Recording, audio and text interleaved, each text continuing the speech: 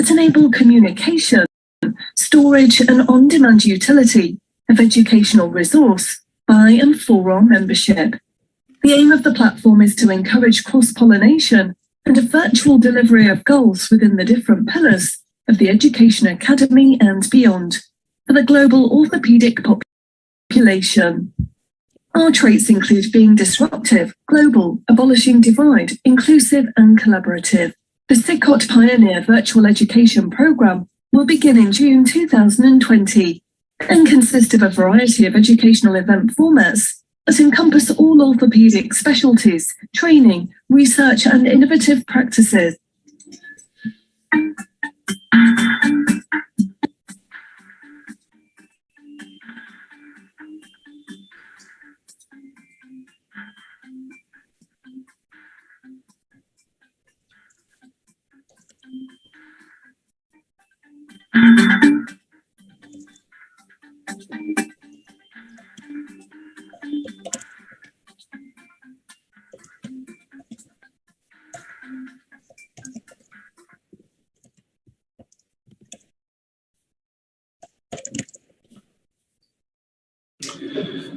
A very good morning, good afternoon, and good evening, ladies and gentlemen. I'm Gowressan Thevendran, consultant orthopedic surgeon from Singapore and the scientific program chair for SICOT. And it's an absolute pleasure to extend a very warm welcome from SICOT Pioneer to all of you logging from the various corners of the world.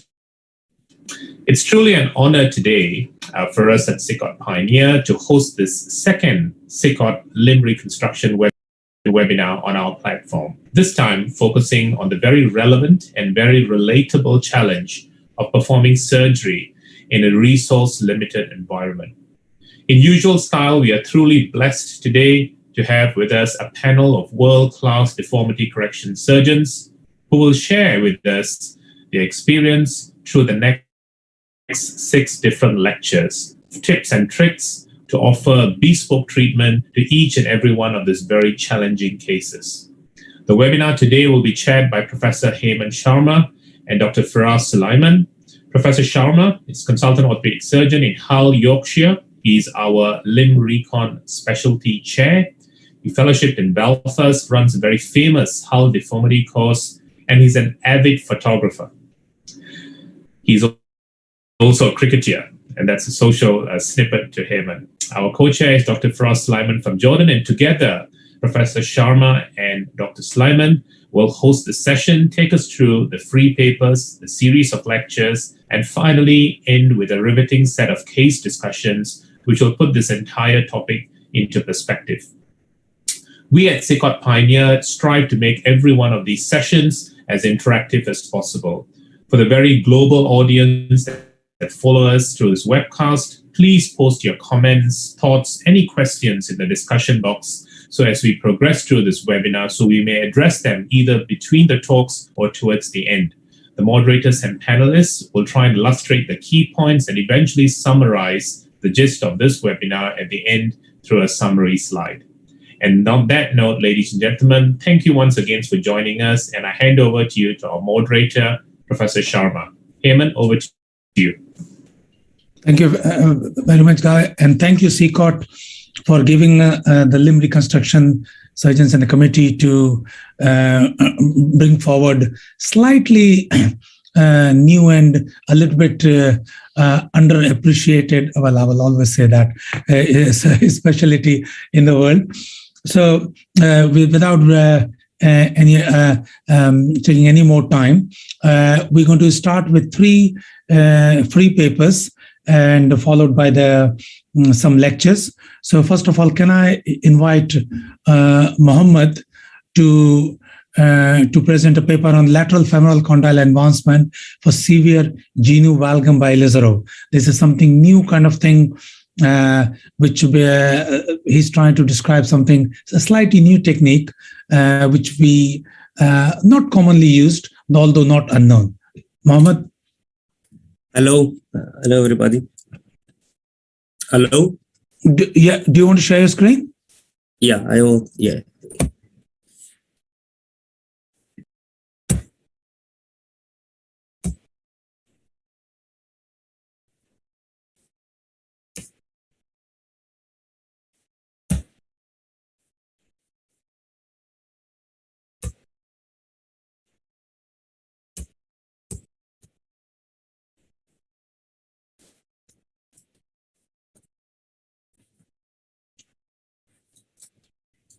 Hello. Today I will talk about lateral femoral condyle advancement for severe genovalgum by reserve. Septic knee in children may lead to damage to the distal femoral epiphyseal plate as well as the physeal growth arrest of the distal femur. A deficiency of the lateral femoral condyle is an intra-articular deformity resulting in static and dynamic genovalgum deformity. Historically, this deformity has been treated using extra-articular osteotomy. Despite this require an overcorrection to obtain good alignment, there will still be residual deformity with abnormal joint line conversion angle. So the purpose of this study to present the technique and the results of acute advancement of lateral femoral condyle and metaphyseal osteotomy for gradual correction of the distal femoral deformity with femoral lengthening by reserve. Surgical technique, a L-shaped osteotomy of the lateral condyle with transverse limb 4 cm proximal to the intercondylar notch and the vertical limb through the notch. Then the lateral condyle distally advanced by laminar spreader for about 2 cm without the attachment of the soft tissue. Then transfixing the lateral condyle with 1 wire 1.8 and 2 olive wire to do compression perpendicular on the vertical limb of the osteotomy on a ring, ignoring that the wire not being parallel to the joint line. Another osteotomy, a metaphyseal osteotomy proximal to the previous osteotomy of the lateral condyle to do correction of the deformity and lengthening. Then begin the gradual lengthening of the femur and the tibia. After angulation deformity correction, lateral translation was mandatory as osteotomy rule number 3 was used. Actually, but the distal fragment tinting the unhealthy scarred skin, so it was mandatory to come back medially to avoid soft tissue complication. Results, the reserve was removed after 6 months after lengthening the TO by 6 cm and femoral lengthening 4 cm. The mechanical lateral distal femoral angle improved from 54 to 98 degree and the joint line conversion angle improved from 24 to 1 degree. This X-ray after 6-year follow-up, we have normal alignment but with shortening of the fibula, stable knee with negative stress valgus test, but limited knee flexion to about 45 degree. Deformity resulting from intra-articular etiology is often hard to manage. Using extra-articular osteotomy to manage intra-articular deformity will create an extra-articular deformity, an oblique joint with the resultant shear stress and often secondary instability. So condylar deficiency must be addressed differently. Conclusion, the lateral femoral condyle advancement with metaphyseal distal femoral osteotomy allowed correction of severe genovalgum due to intra-articular deformity after physeal injury without the creation of an oblique joint line orientation. This technique allows correction of the overall mechanical axis, restoring both the function and the cosmetic appearance of the limb.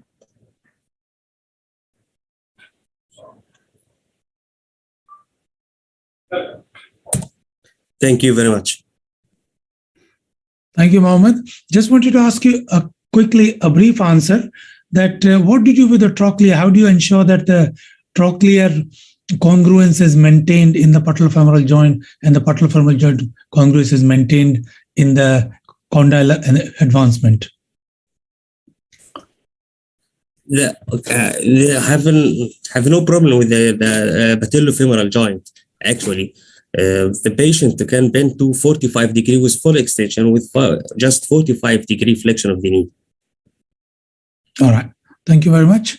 Thank you. Can I ask Dr. Borici to share his screen and he's going to present a treatment of leg length discrepancy with modular unilateral external fixator. Thank you.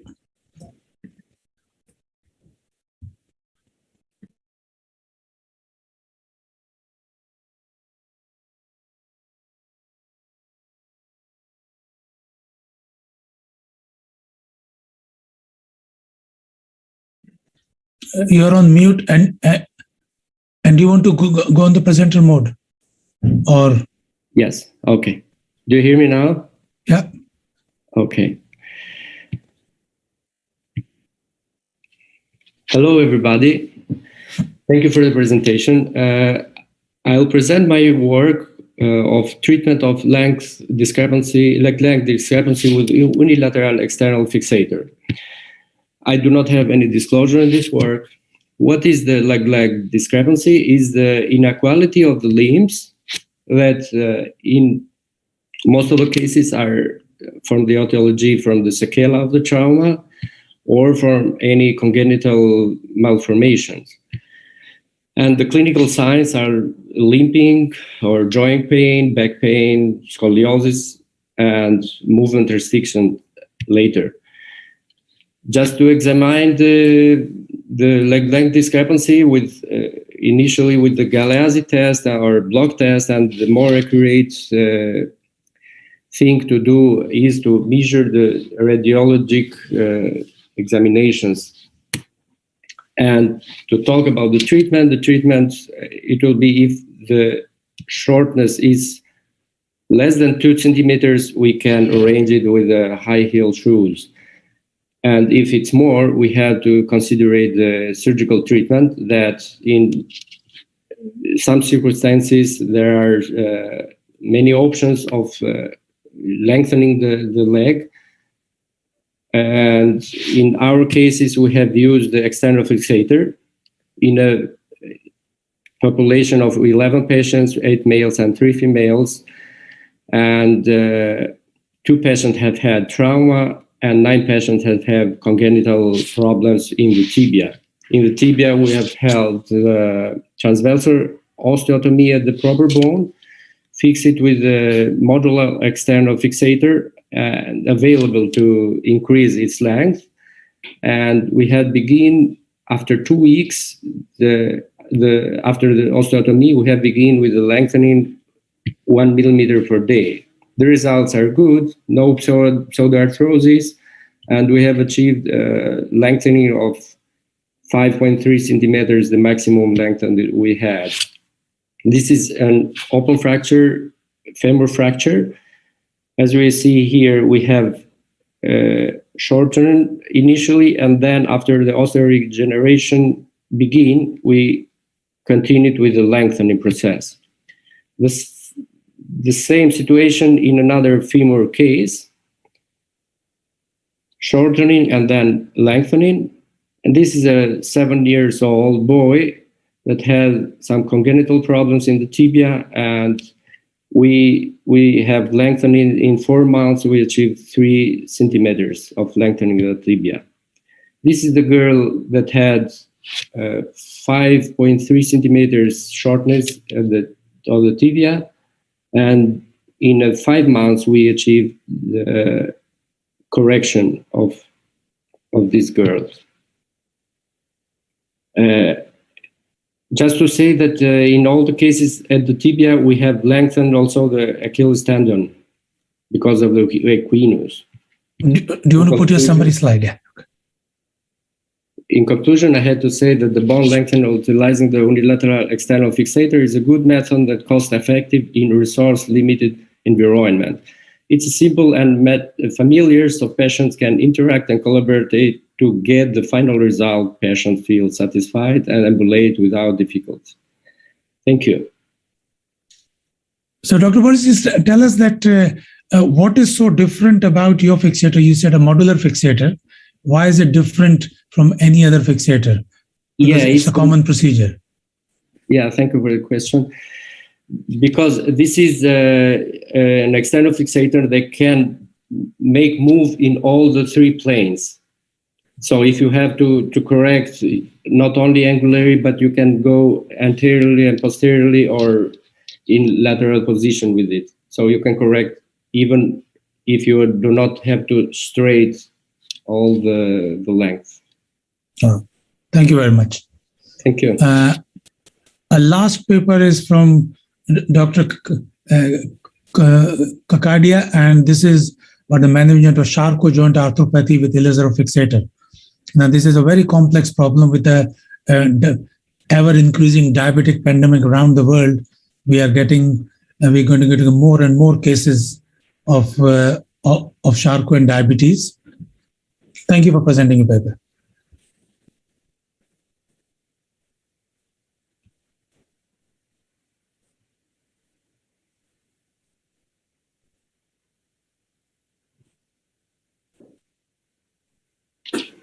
I'm sorry, just give me a minute.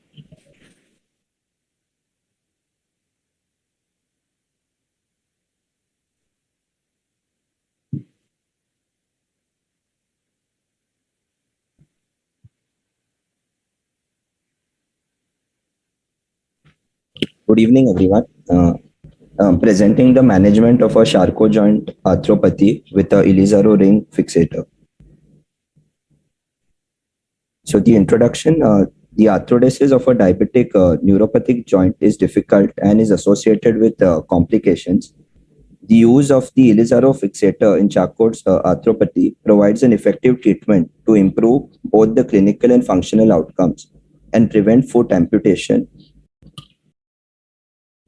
So the methodology. So we have done a prospective study involving 14 patients.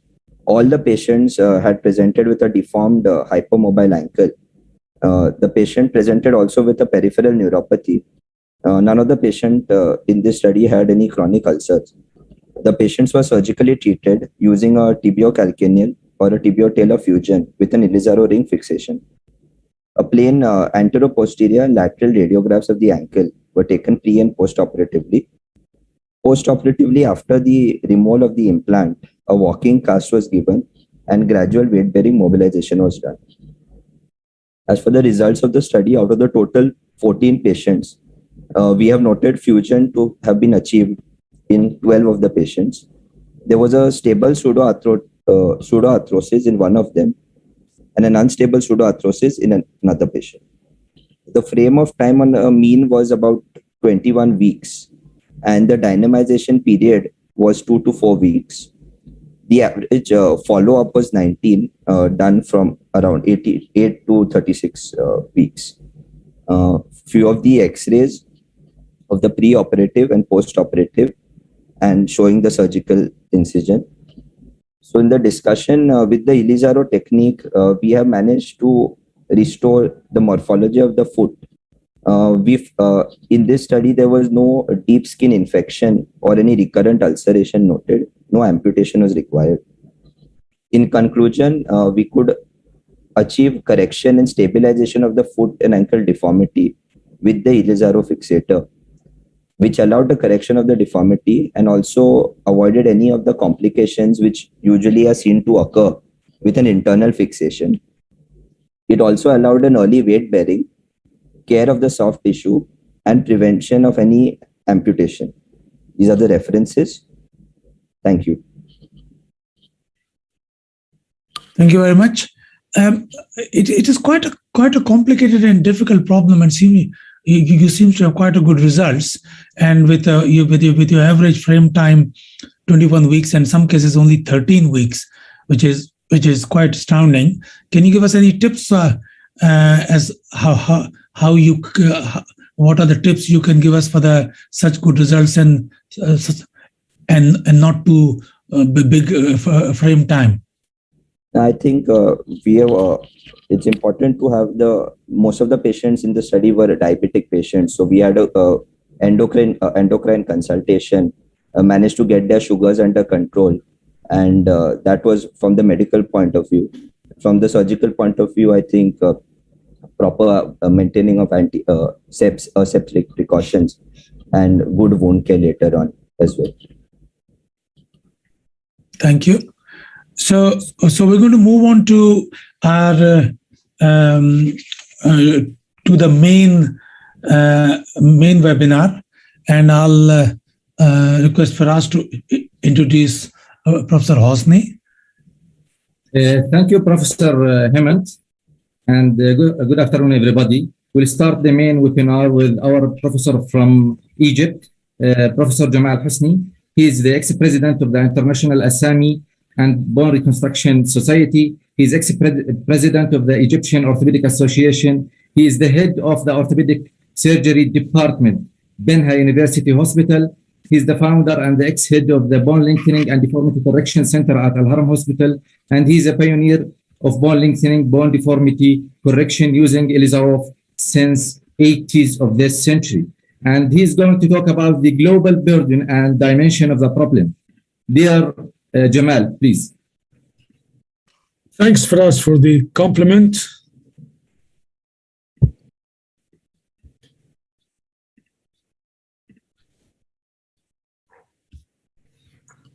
Thank you so much. Thanks, SICOT, for allowing me to talk in this prestigious event. I'm going to talk about the global burden and dimension of the problem of limb reconstruction and resource-limited environment.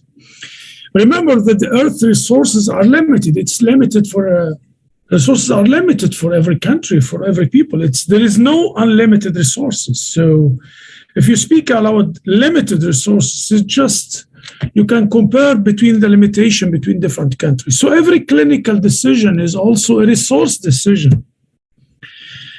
Coming to the resource-limited environment, something like India, like Egypt, or whatever, you have a growth rate about 3%, a huge one.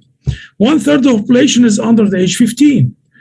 And you have high incidence of trauma. Perhaps there is 60% increase of the disabilities from road traffic injuries in the low-income countries in the next 10 years. And you have the victims of conflicts. You have conflicts in the Middle East, and you are facing many people with the problem of the injuries due to conflicts. Also, we have high incidence of congenital deformities. The average consanguinity rate is more than 30%. Not even that. You see these three sisters, not only 30% in some countries, it's up to 50% consanguinity range. Besides which patient, when you think about limb reconstruction, we are talking about these patients. We are not talking about mechanical axis deviation for 5 centimeters or for 5 degrees or 6 degrees. We are talking about these patients. Also, these deformities, look to these deformities. If you think about deformities, we are talking about these patients. We have rare patients. We don't do animations because we have plenty of these patients of neglected deformities. So the choice of the treatment methods, according to the public health policy, so we have the cost-effective treatments. Perhaps this was one of the first publications about TSF in the world. We had 30 patients with TSF, 30 frames, and we published our results. TSF is okay, but there is no comparison. It's the same. There is no difference between TSF and if you are a professional in doing the circular frame. The difference is it might cost more than 20 times more if you use the TSF, and the results are the same.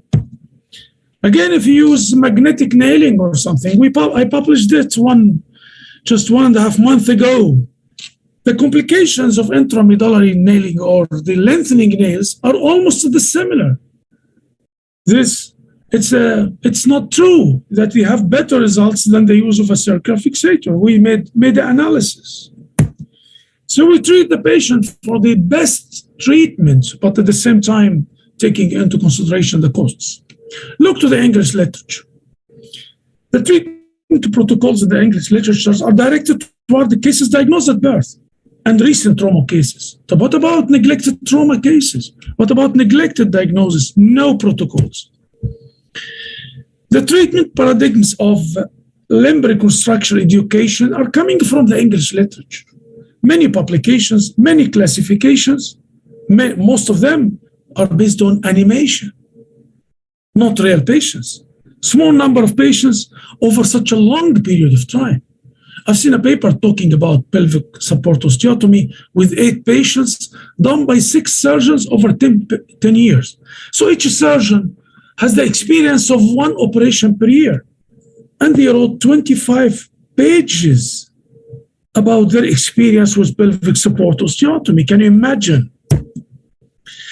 Experience, good judgment comes from experience, and experience comes from bad judgment. Too many publications, but small number of patients.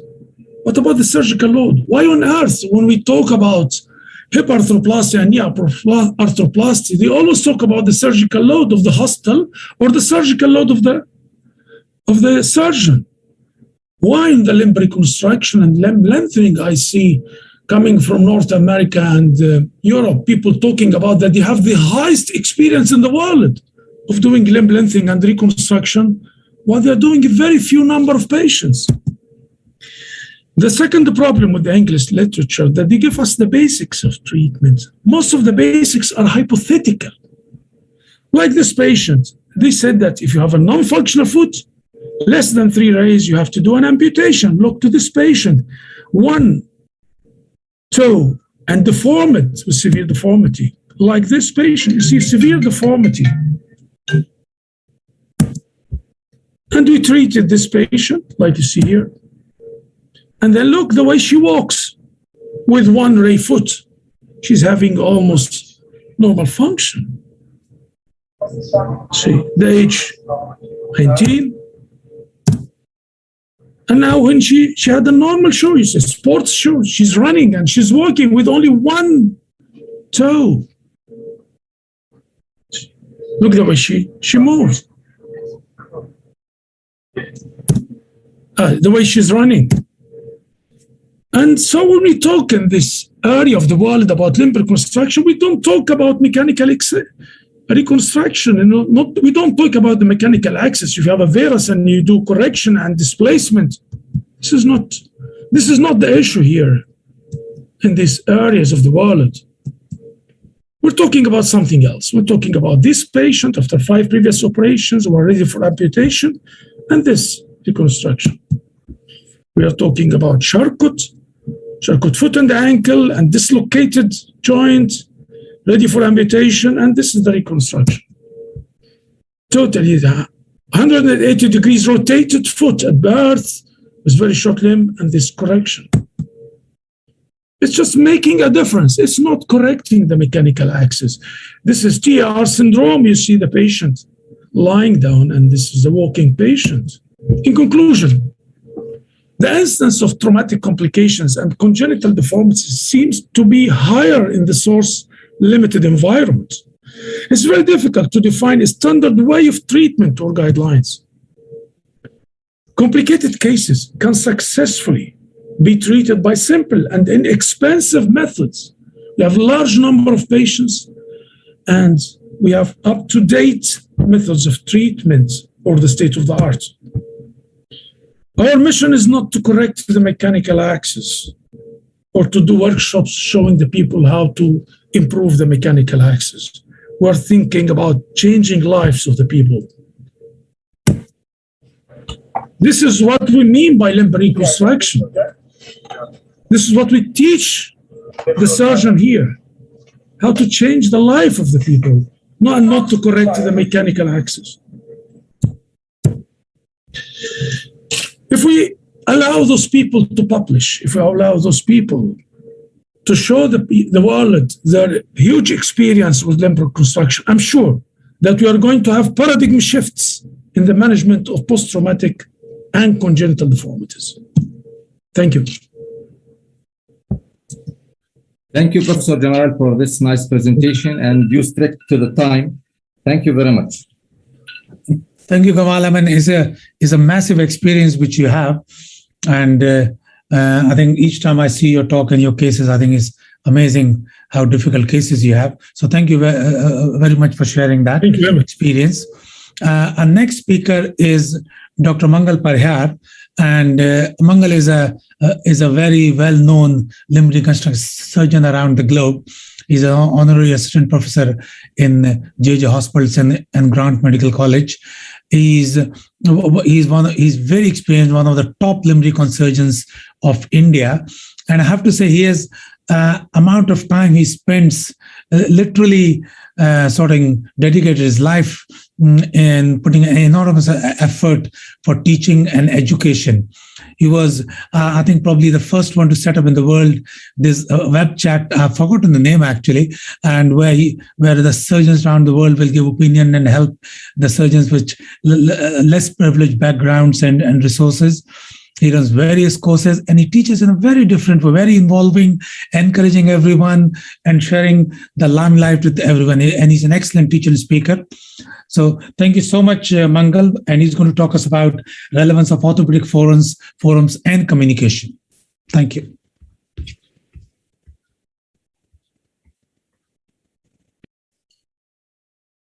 Thanks, HEMANT. So following up with what Professor Hosny was talking about is our environment is kind of limited and unlimited. What's limited? To a certain extent, the early knowledge, everybody is not equally knowledgeable. The standard of training is not standard, and it's kind of like a curate's egg. There are some places where there's a lot of good education, some places where there is not.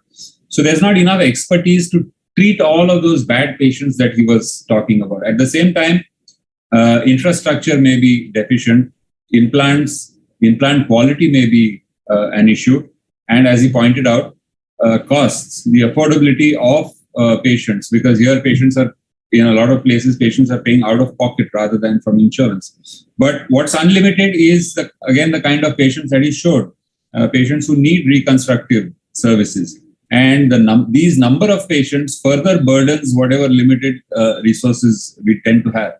But at the same time, the willingness to learn among our surgeons is kind of unlimited. The willingness to learn and the willingness to share, I think. So I'm going to talk about these few platforms which are, I think, relevant in terms of spreading knowledge, spreading techniques that we are using specifically, especially in our resource-limited environments. So email was one of the first things that came up with the internet. Today, Facebook is a place where a lot of people tend to interact. Instant messaging apps like WhatsApp, and probably what I consider most important is video with things like YouTube, OrthoTV, even SICOT has its own TV channel kind of thing. And I'm going to kind of compare it with face-to-face meetings, which have been a kind of standard, the erstwhile gold standard. So face-to-face meetings, they are fantastic for hands-on training. Nothing comes close to face-to-face meetings for that. But they are pretty costly to set up. To have a meeting is not an easy affair. And because of this cost, industry has to be involved in that, which is not always a good thing. And especially in smaller places like in India, where travel is difficult, it's not as easy for surgeons from smaller places who are in private practice usually to take a break and then move to a bigger city for this kind of conference. Oftentimes, especially the national conferences tend to be more of what we call a mela. It's fun, travel, a family outing. And those of you who have been to some of our national meetings will have been embarrassed and insulted by finding that some of the halls, where somebody has spent a lot of time traveling from abroad maybe or from another place, you find the hall empty with 10 people, 15 people. So there are advantages to it, but really it doesn't necessarily it doesn't tick all the boxes as far as education goes. So we've had what HEMANT was talking about, India, which was an Indian mailing list when email kind of started. And there was also an international mailing list called Orthopod. Here, the advantage of an email list versus IM or instant messaging is that measured and nuanced replies are more likely because you can take time composing an answer. At the same time,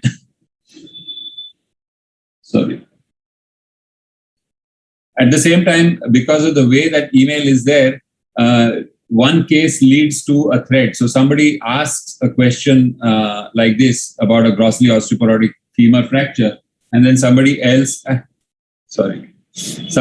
can reply to that. And then even if you come back, 6 months later, a year later, if someone searches for osteoporotic femur, they will be able to get this answer.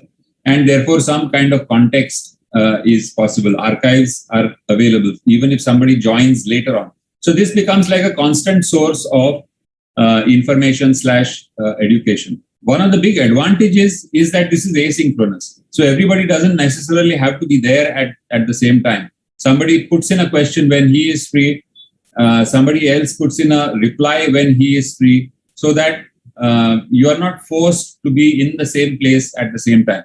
Now that's an advantage, but it's also a disadvantage in the sense that there is no direct interaction of the kind that happens in a meeting. The other advantage is that there can be a lot of sharing of literature in forms of PDF and written stuff, which will sort of emphasize your point or point out certain techniques, etc. The instant messaging is kind of now all pervasive. Anybody and everybody who has a phone kind of knows how to use WhatsApp. So as the word suggests, it's instant. Everyone is using it. It's quick and easy. It's asynchronous. Again, you don't have to be together at the same time. But it's more, I think, it can be used for help with a particular case. I've got this bad fracture, or I've got this bad case. What are the suggestions that you have to try and how I can deal with it? But in terms of overall learning and continuing medical education, I have a question mark in terms of how useful that is. It can also be used for sharing of literature. So it tends to be more of a image only. Either it is a horrible case which you put images of, or something that you did very well, you put a picture of, and there's no really nuanced discussion that happens on these WhatsApp groups, etc. So right now that limit is about 256 on WhatsApp and a few thousands on Telegram. Telegram does have a long-term archive, but on WhatsApp, somebody joins 6 months later, they won't be able to see what was happening, what were the discussions which had happened earlier. And oftentimes these groups tend to degenerate into good morning and happy whatever festival is going on currently. So it's not something which personally I think is very amenable to continuing education. I think what is going to stay for a long time is various kinds of video platforms, and the simplest and the freest sort of all of them is YouTube. Now here's one of the first video streams that I did was in 2017, and that was a talk on high tibial osteotomy myths and misconceptions, and that has had 31,687 views. Of course, a lot of these views may be people just dropping by and seeing, but if somebody is searching for high tibial osteotomy, an orthopedic surgeon, he would be able to listen to this whole 52-minute talk and interaction with other surgeons, which is, once I've done it, it's there for all time. I now have about 136 videos on YouTube, and this started 13 years ago. The first videos which I made for some kind of education, I would see to it that I put it on YouTube. So it's not a big deal in the sense every time I make something, just upload it onto YouTube with a proper description. And over time, there is quite a big source of education builds up, and especially organizations like SICOT, etc., which you are already doing it. We are putting up, whatever discussions happen, you put it up on the web. That becomes a collection. So SICOT India actually, as early as 2018, had started this kind of interaction, and I had written then CME via the web. There was no inkling of the pandemic, but CME via the web already is the way of the future for sharing of knowledge and techniques. So the big advantage it gives people like Professor Hosny and me, where we are held back in terms of finances and stuff. There's a lot of stuff that you can just put up and share without too much cost to yourself, which otherwise would need a lot of effort in terms. So you're doing a case that can be recorded with a simple video camera. Only thing, you have to take a little care to be sort of not too shaky and stuff like that. A little bit of basic editing, and you can share that up on the web where somebody else who wants to see how this case was done, they can see it. So with video platforms now, you have the full power of text, audio, and video, and we know that audio visual is a great way of teaching. And depending on what you're doing, it can be synchronous as well as asynchronous. When you're having a webinar like this, there are people watching. They can ask questions. There can be a direct interaction. Even later on, when people come, they can watch it. So that's the asynchronous thing. And when there are 4 or 5 experts at the same time, they can discuss among themselves. There's a lot of nuance that can be brought out. Interactivity generally tends to be more useful as far as teaching or learning goes. So when you have interactivity, naturally the quality of education or the quality of learning improves. So this is probably the closest approximation to a face-to-face meeting without the cost and the logistics. In fact, tomorrow there's a face-to-face meeting going on in Bhopal where I was invited. I'm unable to go, but I'm able to participate in that meeting because of virtual because of the webinar facility. So we need to think about, of course, whether this resource has to be free versus paid, whether it should be a closed group or an open group. Closed group as in only society members or people who have to sign in or log in. And then we look at whether we are looking for specialized areas where an arthroplasty association puts up arthroplasty stuff. Something like SICOT has multiple areas where they put in specialized stuff. Of course, it's not as good as a face-to-face for imparting hands-on training, but for imparting concepts, principles, basic knowledge, it's great. And there are now organizations which are coming up with what they call blended meetings, where before you have all the training, the education going on in terms of the theory and the principles, and then you meet just for that. So finally, social media and instant messaging is here to stay.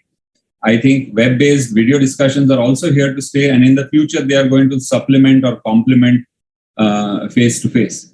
So the only thing I would say is instead of KISS, keep it simple. I would say keep it free, because keeping it free, I think, is important to increasing its spread. Thank you. Thank you, Professor Mangal. I think you exceeded the time by 4 minutes, but very interesting talk about a new era of education and the platforms for communication. Although face-to-face is still, as I think, and most of us think, is a good option. And during this pandemic, we learn a lot about the communication, and we start to teach ourselves abroad without face-to-face. Thank you very much, Professor Mangal. Dear HEMANT.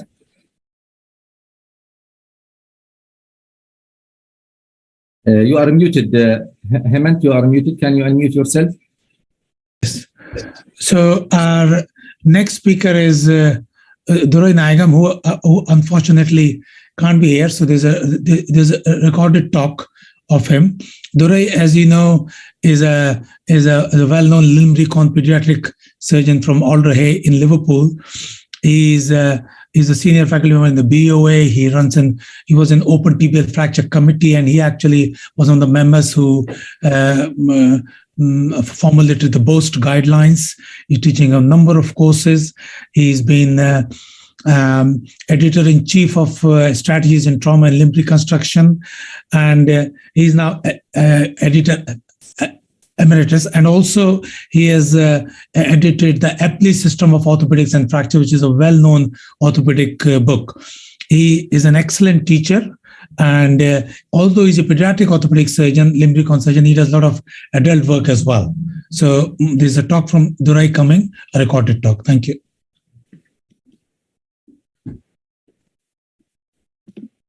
Hello, my name is Durai Nayagam, and I'm to present to you about using open access software for deformity analysis and simulation of corrections.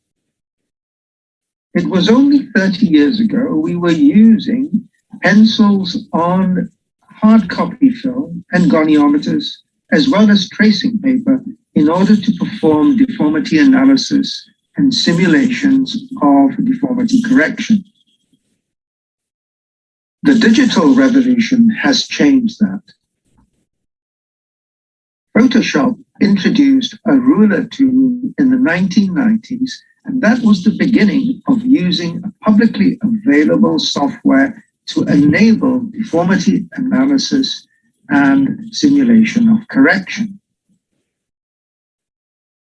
So while the ruler tool in Photoshop allowed these measurements to be done on digitized images of traditional hard copy films, it was the introduction of a picture archiving system, PACS, in the 1990s that really allowed us to move forward with digital manipulation of radiographs.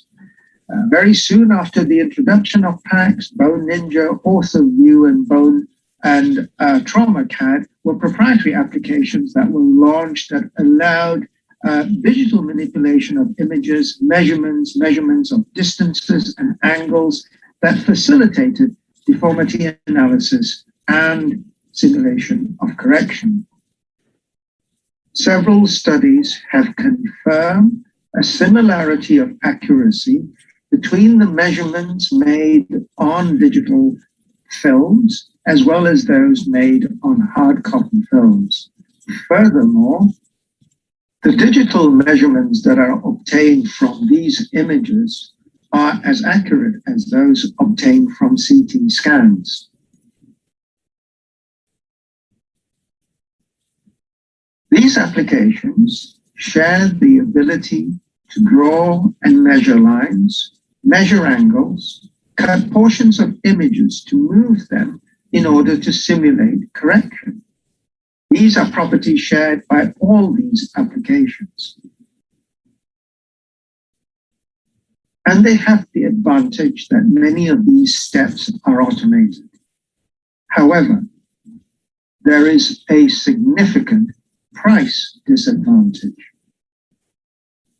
Let me introduce you to GIMP, which is an open source and open access software that allows you to perform all that is needed for deformity analysis and simulation of correction as can be done with the proprietary applications. This software is free. In addition, it is available for virtually the three main operating systems in use, Windows, Mac, and Linux, and the editing capabilities of this program exceed those of those proprietary applications. And most importantly, this program has the ability to use layers.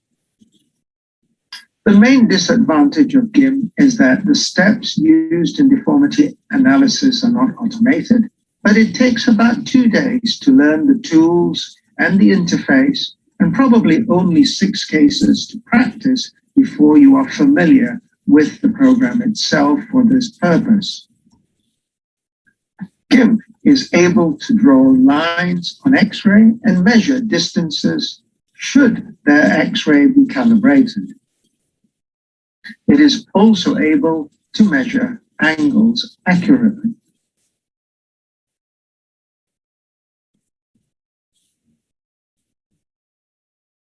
You can simulate corrections based around a Cora as you can with the other proprietary applications.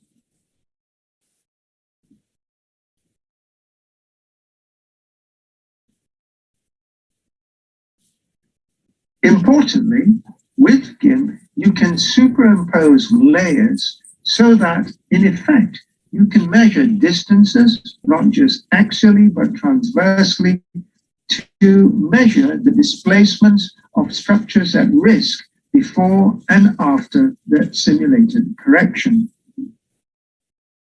The simulation of correction allows you to investigate different possibilities. For instance, you can first obtain a draft correction using all the rules of osteotomy that you are familiar with.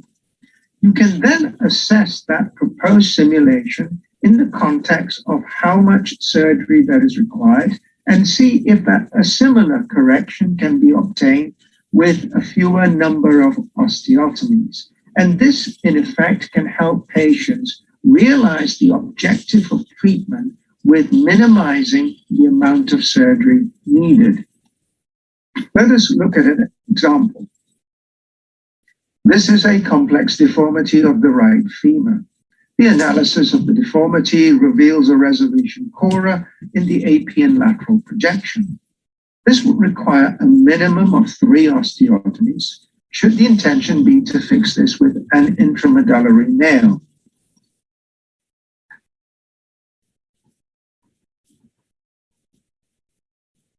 The simulation of correction shows that yes, it is possible to perform the 3 osteotomies and fix this with an intramedullary nail. But the simulation of corrections allow you to explore alternative strategies. For instance, on the images in the middle and on the right side, we have performed a simulation where the correction is performed at the level of the resolution chora, with excising the appropriate amount of bone and a shortening. However, to achieve the correct position of the axis, the AP correction would require a significant amount of lateral translation, obviating the possibility of using an intramedullary nail. But this simulation allows you to consider using alternative methods of internal fixation, like submuscular plating, as was done in this case. And as you can see here, the same method of simulation preceded the correction that was eventually done without using an intramedullary nail, minimizing the number of osteotomies and producing a correct final mechanical axis. So to conclude, we have available open access software that will enable deformity analysis and simulation of corrections for all surgeons who wish to undertake this. GIM is free, it is available across different platforms, and it allows for editing capabilities beyond that of those proprietary applications. Importantly, it is also able to work in layers. Yes, there is a learning curve, and it requires manual adjustment where the previous applications are automated. Nonetheless, it offers an ability equivalent or better to those proprietary applications and is worth the time taken to become familiar with the tools and the interface. Thank you for your attention. Okay, thank you, Professor Durai, for this nice and comprehensive presentation concerning the opening and using the software, and most of the new generation nowadays are familiar with most of the softwares marketed in most of the countries. To continue now with the next talk by Professor Sanjeev Sabharwal from USA. He's going to talk about the bidirectional learning opportunities. Just a brief about Dr. Sanjeev. He's a pediatric and young adult limb reconstruction and trauma surgeon. His clinical research focus on pediatric lower limb deformities, including eplon disease, and he worked a full clinical practice, as well as he's the past president of the Limb Lengthening and Reconstruction Society. He also served as an examiner for the American Board of the Orthopaedic Surgery since 2010, and he's the sole honorary member of Pediatric Orthopaedic Society of India. He served as a deputy editor of the Journal of Bone and Joint Surgery, and he is editor of a comprehensive textbook of the lower deformities in children. Professor Sanjeev, if you would like, please. Thank you. Thank you so much. I'm assuming you can see my screen, right? Yes. Okay, so thanks, Hemant. My charge is to talk a little bit about bidirectional learning opportunities, and I'm glad the previous speakers have really built on this theme nicely. I'm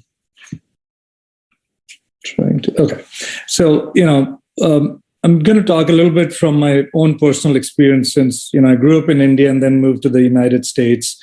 And, my recent encounters with polio and polio-like conditions, what POSNA, the Pediatric Orthopedic Society of North America, has done in terms of promoting bidirectional learning opportunities.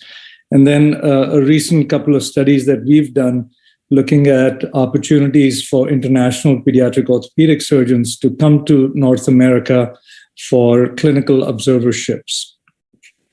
So we all know there is a north-south divide, and Dr. Hosny and others have very nicely outlined that. And the question is, how do we address that? Sorry. So, there is a lot that we all can learn from each other. And I think that's the issue, that right now, a lot of it has gone unidirectionally. And how can we make that learning bidirectional so that surgeons in the high-income countries can also learn from their counterparts in other, resource-limited environments?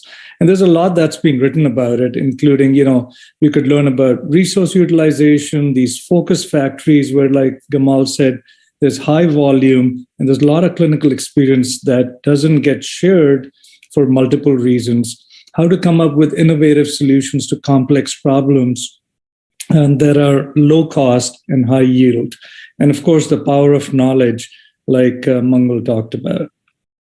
So, let me just take you back in time to polio. And, I was lucky enough to travel with one of my mentors, Hugh Watts, to Tajikistan, which is just south of Russia, neighboring Afghanistan and Pakistan. And there was, for political reasons, there was a huge outbreak of polio back in 2010. And I was lucky enough to accompany Hugh and his wife, Sharon, who's a physical therapist. He was a pediatric orthopedic surgeon who still had experience from when polio was around in the US. And we saw a lot of children and young adults, or mainly children rather, with polio and polio-like condition. And this is where, you sort of say, this polio has been around a long time. And this is where I think bidirectional learning really, came full circle, because I had a chance to work with my mentor from fellowship, and the Tajiki surgeons had opportunity to learn from Hugh, and I, of course, learned from both parties. And then fast forward, we built on that, with the help of WHO, we organized a course in Tajikistan. I certainly was no expert in polio, but we invited physical therapists and surgeons, including Matthew Verghese, who again had a lot of clinical experience in India, to come and share this knowledge in Tajikistan. So it was like learning all around. Fast forward 2 more years, we did a course in the US at the POSNA meeting. And sure, this is where Hugh and Matthew and others talked about polio and polio-like condition. And the reason it was relevant is that while it wasn't polio, and the same kind of enteroviruses are coming back in US and even in Europe, where it's a condition that's similar, where people call it acute flaccid paralysis or acute flaccid myelitis. And the MRI findings and the clinical findings are very similar to polio. So I think this is where, again, the bidirectional learning from polio helped all parties.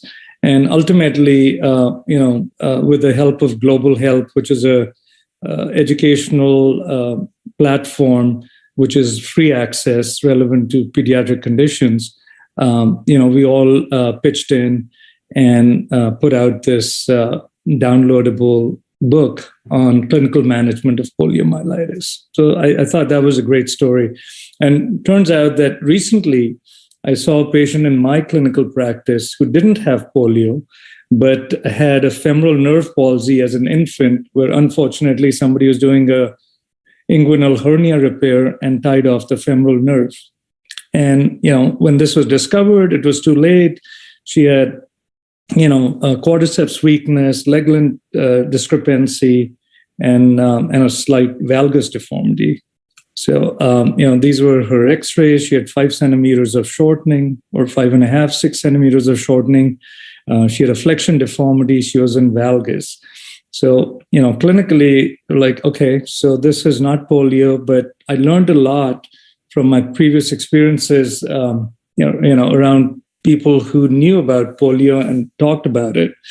So this was our problem list, weak quadriceps, flexion deformity. There's already valgus in the femur. If you did an antegrade magnetic lengthening nail, you're going to make the valgus worse.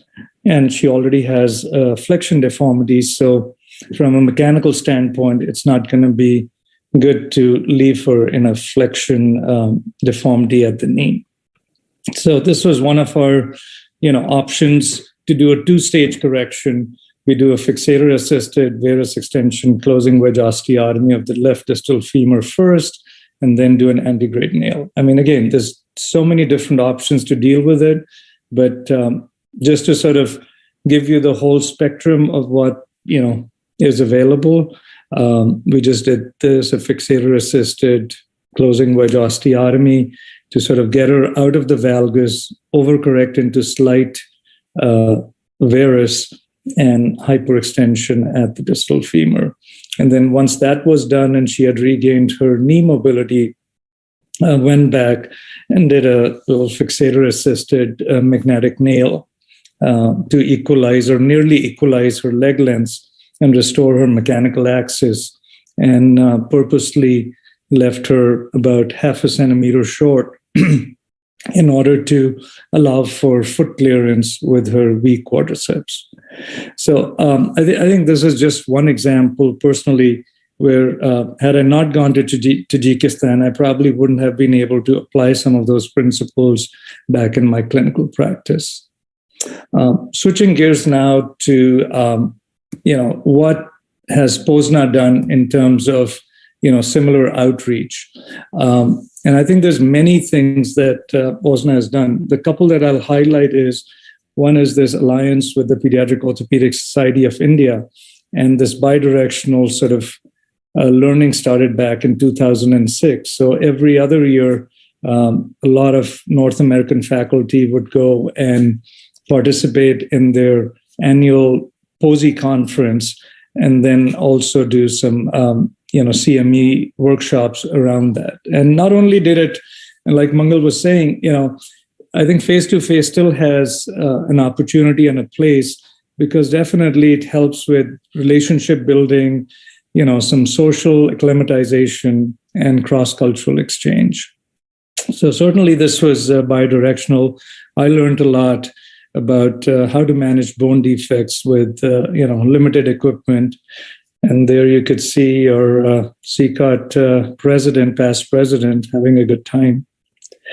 The other part that I want to highlight is how POSNA started this thing called the Core Scholarship, where they would select 4 or 5 young trainees who had recently graduated from orthopedics and visit a few centers in North America. And I think I'll just highlight one such person, which is this person in the middle, Francel Alexis. And he was a Haitian surgeon who I actually met when I was in the Dominican Republic doing some outreach work there. And he was doing a fellowship there. And then he returned to Haiti. He had an interest in limb deformity, and he partnered with Scott Nelson and John Hudsenberg, wrote this nice chapter on deformity correction and limited resources. And now he's back in Haiti, and he's training junior Haitian surgeons with the help of Scott Nelson to do this. So I think this paying it forward is something that can be done in any platform, including SICOT. And finally, I want to share some experience about this international observerships that we surveyed. So we surveyed 181 international surgeons who, over 11 years' time, from 56 countries, most of them low middle income countries, came for a few weeks of clinical observership in one or more centers in the US. And this was their survey. It was blinded. So I think it was pretty, they had no sort of reason not to give accurate feedback.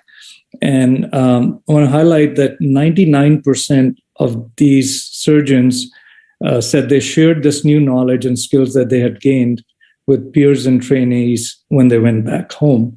And 97% returned to their countries. So there's very little of this brain drain that's going on. And these were the barriers. And in terms of the barriers, we asked both the visiting surgeons as well as their North American hosts. I'm not going to go through the entire list, but I think financial burden was there on both sides. And of course, there was difficulty finding a North American sponsor, lack of observership. And I think the big thing for international surgeons coming to the US is that they don't have hands-on experience in the operating room. And that's something which I think we may be able to work on by either having scrubbed observers or have other ways of doing remote learning. And then, how can we enhance this experience? So these were a few things based on feedback and discussion and small group sessions came up with some solutions. And I think some of this would be relevant to SICOT as well. Explore funding resources for these international clinical observerships, have a central repository or a bank where all these observership opportunities that are there in other countries, and that could go on both sides, both in the low middle income and the high income countries, where let's say somebody from the US wants to learn about neglected malunited fractures, they could maybe visit a place such as with Gamal and, get some experience so that, we can make the playing field a little more equal and everybody wins. Match clinical interests, pre-screen so that there's less issues with cultural and language, barriers. Streamline onboarding so that there is no culture shock when somebody from another country comes to the US. Have a local North American champion, and this could go for any country. Sorry, Sanjeev, would you mind wrapping it up, please? Yeah, sure. Sorry about that. Sorry. Yeah. Sorry. No, you're good. You're good. Okay. So, and this is really my last slide or second last, that, these are the different platforms. And then this is just a plug for the Institute of Global Orthopedics and Traumatology with the 4 pillars, one of which is bidirectional learning. Sorry, I went over time. Thank you. No, that's absolutely fine. Thank you so much. There was a lot of things which we can take from. And in fact, Limb Reconstruction Society is trying to work with SICOT and try to develop our hybrid fellowships, which some of the things Mangal pointed out, and you put some in your talk and the study you did. And I think that would be quite useful for international fellows who can't travel, and the cost becomes a prohibitive, and they'll be fantastic for them. I think hopefully we should be able to develop that. Our next speaker is Nando, who needs no introduction. He stands quite tall in trauma. He's the head of the tumor sepsis and reconstruction in Stellenbosch University in Cape Town. He does tons of work on infection, post-traumatic limb reconstruction, and he's the director of the Limb Lengthening and Reconstruction Fellowship at Stellenbosch University. He's also the founding member of South African Limb Lengthening and Reconstruction Society, and he served as the president of the society from 2016 to 2021. And apart from that, all that, he works in an absolutely wonderful place, and that's I'm all jealous about it. But over to you. Nando is going to talk about value of the fellowship and mentoring. Thank you. Thanks, HEMANT. Sanjeev, sorry, you still sharing this? There we go. Thank you very much. All right. Thank you very much, HEMANT, and thank you very much to SICOT for the invitation and hosting this, I think, fantastic initiative. And I just hope this grows in future. And I can't agree more with everything that everyone has said before me. I'd like to just reiterate what Professor Hosny and Professor Sabharwal has just said. I think there's there's quite a lot that the developing countries can offer, especially to the developed nations and surgeons from the developed nations, especially in the settings of trauma and limb reconstruction. So I actually think there's a lot that high-income countries can learn from resource-poor settings and lower and middle-income countries. And I'd like to make a plea to surgeons from both of those to consider attending fellowships in the resource-poor environments, because there's a lot of expertise, as you've already seen, as you know. There's a huge caseload in those countries, and the resource poor setting back to the high income country type setting, I think, is part of the bidirectional learning that we can still develop further. So I'm going to talk a little bit about fellowships from my point of view, from fellowships that we run in South Africa. So I'm from Cape Town in South Africa, and I work at Stellenbosch University, and I'm from the Advanced Orthopaedic Training Center, which is based at Tygerberg Hospital. It's our university hospital in Cape Town.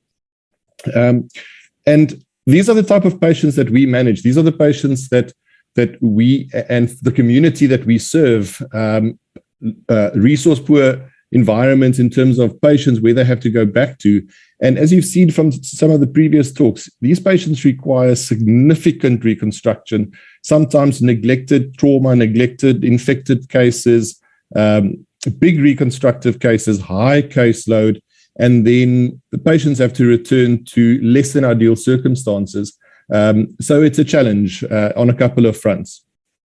I was lucky to travel to Kyrgyzstan in 2011 to do a fellowship there myself, and learned a lot from there that I brought back and into my own practice. And then since then, speaking to all these experts in the field, learning every single day as we go along. So the Stellenbosch University offers a couple of fellowships, of which our trauma fellowship and then the limb reconstruction fellowship are the things that I'm going to focus on mostly today. If anyone wants to contact me, who's interested maybe to come and have a look with us, my details are on the screen, and you're welcome. We offer a 1-year limb reconstruction fellowship that runs from January to December every year. So we've been fortunate, we are very fortunate. We have a steady stream of fellows coming through our hospital, staying from short stays, a couple of weeks to a couple of months, to our formal fellowships that run a couple of years. And this is the type of diversity that you will see in our theatres. So the doctor in the middle is Will Harrison. He's my fellow at the moment from the UK. And then the rest are from South Africa, Germany, Libya, on various different lengths of stay with us. These are some of the other previous fellows that we've had rotating through the department: Australia, Norway, UK, India. So we really have a nice flow of different cultures, different perspectives that come through our department, which is quite nice. So in terms of fellowships, if you start reading about what a fellowship is and how you should set it up and the importance of fellowships, these are the type of things that you always find, that it's a two-way street, and these are the attributes that you need from the fellow and the fellowship director. And yes, although that is true and that those things are really important, for me, that is a given. If you aiming to do a fellowship and you go through all the effort to move to a different country, different state, different town, you're already going to have all those attributes in terms of drive and willingness to learn. And if you're going to be hosting a fellowship, you should already have all these other attributes that I've seen in terms of fellowship directors.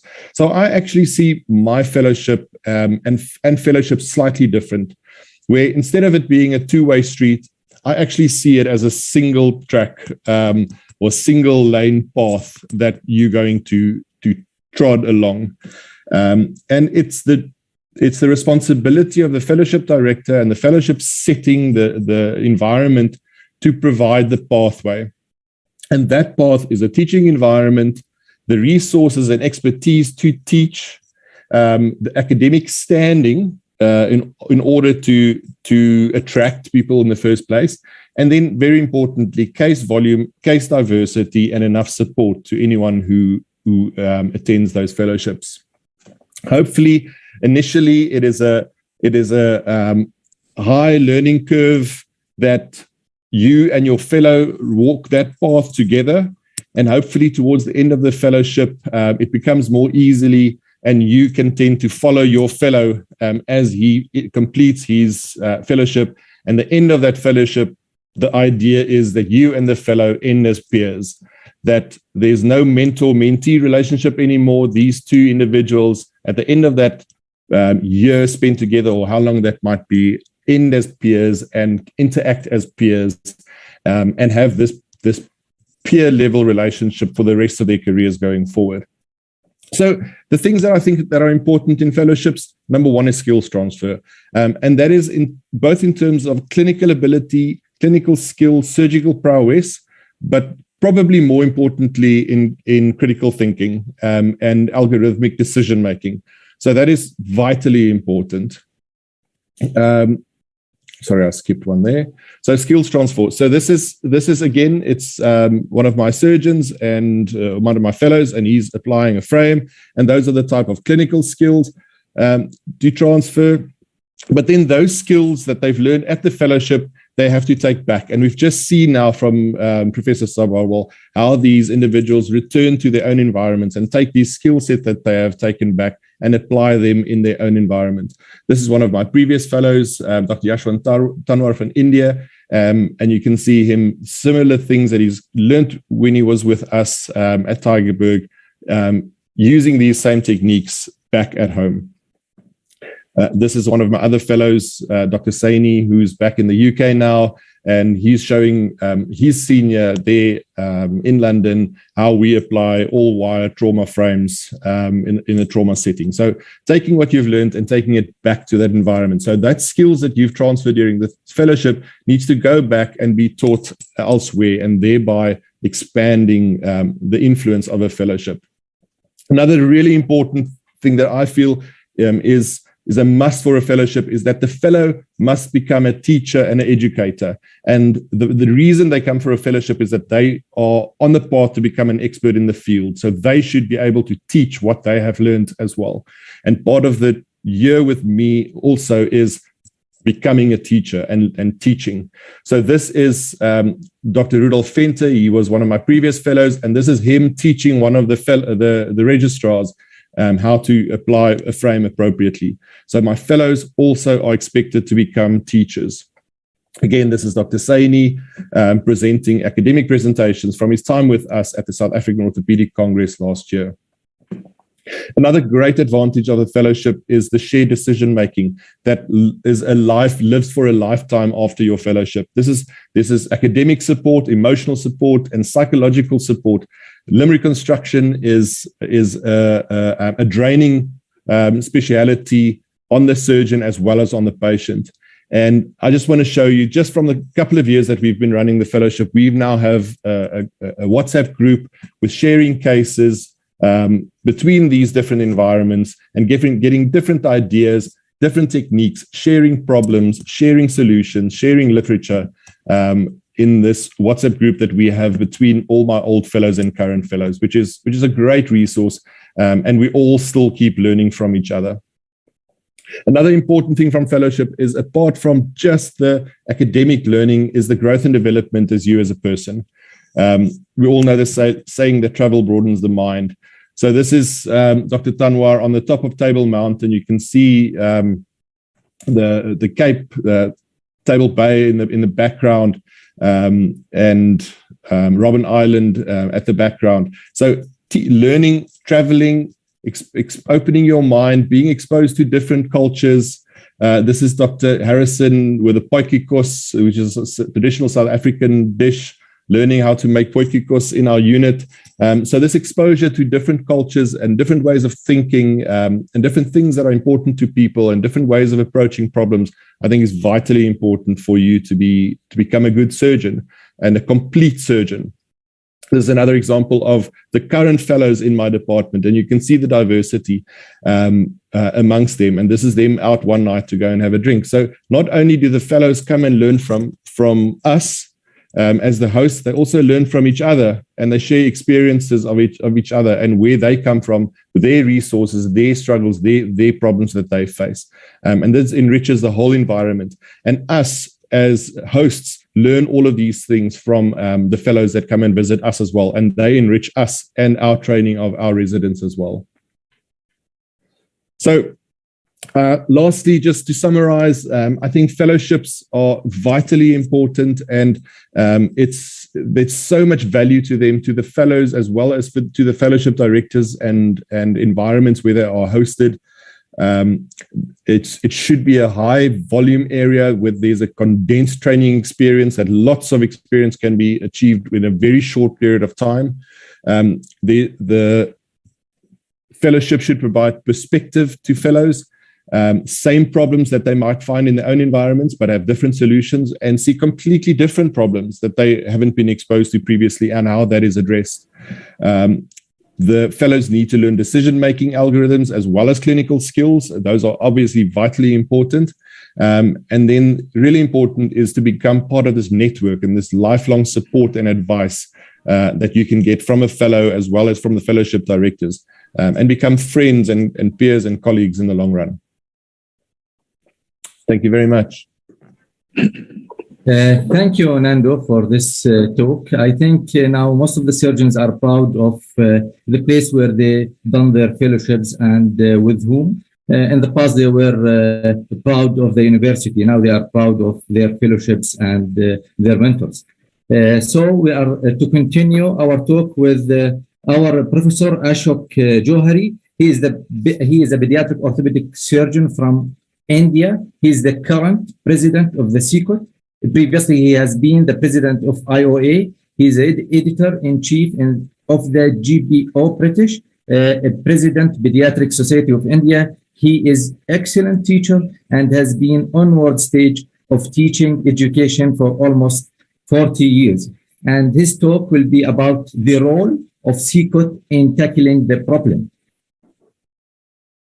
Dear Johari. Well, thank you, FIRAS. I'm very happy to be here, but one moment. Take your time, sir. I'll have to stop sharing. It's got something else. One moment. Okay.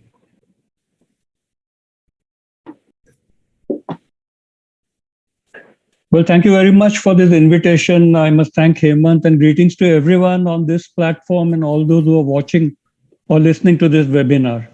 Now, everything that I wanted to say has already been said, So for me, it is more like concluding remarks, and I know FIRAS will be happy because he has hardly any time, and I also have another webinar to participate in a few minutes. So what can SICOT do? The questions before us is, what is the problem? Number one, what can SICOT do? And what can SICOT do differently? Now, what is the problem? Actually, when we put up this webinar, and we are thinking of different facets of limb reconstruction surgery in the under-resourced areas, what are the problems which exist? Is it a lack of education, lack of training, lack of research, innovation, or infrastructure? What is missing? Well, based on this, Gamal already told you about the situation in the resource-poor countries, and other people have already spoken about fellowships and training modalities. I will take you on to the different roles of SICOT in this problem. Now, SICOT is a facilitator. It means that it facilitates many things like knowledge transfer from one person to the other, from an authority to a novice. For example, it can facilitate discussion and training. It can facilitate skills transfer there, and then it can facilitate knowledge creation. So jointly we can create knowledge by means of research.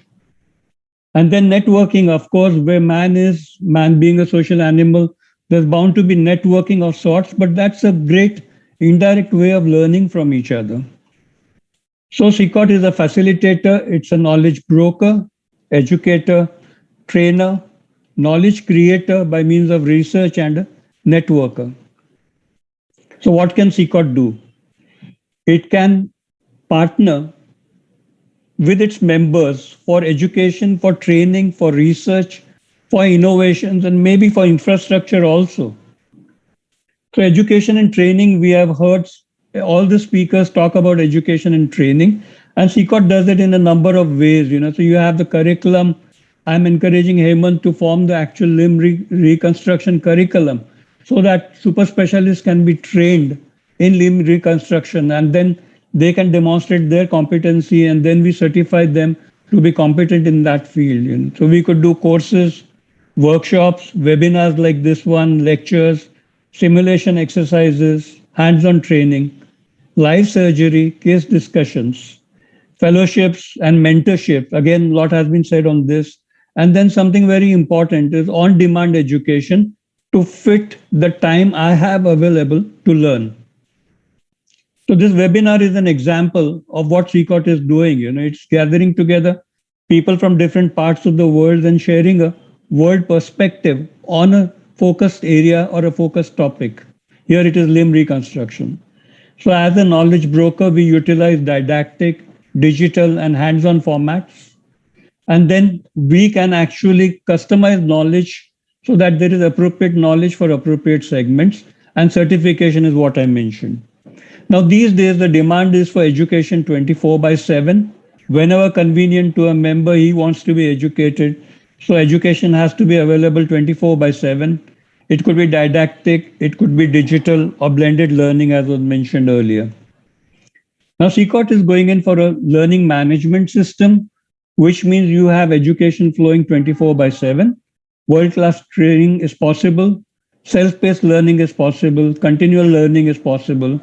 Your performance can be checked, and competency framework established, ultimately leading to a certification.